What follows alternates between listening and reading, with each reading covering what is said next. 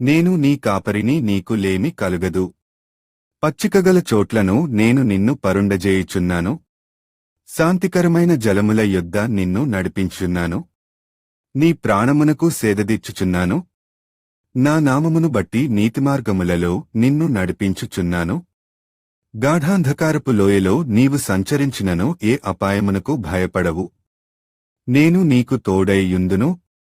నా దుడ్డుకదయు నా దండమును నిన్ను ఆదరించును. నీ శత్రువుల ఎదుట నీకు నేను భోజనము సిద్ధపరచుదును.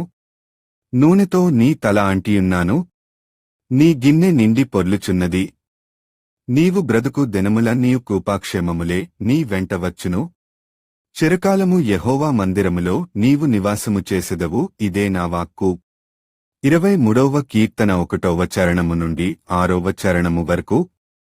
ఈ వాగ్దానము పట్టుకొని ప్రార్థన చేయుడి.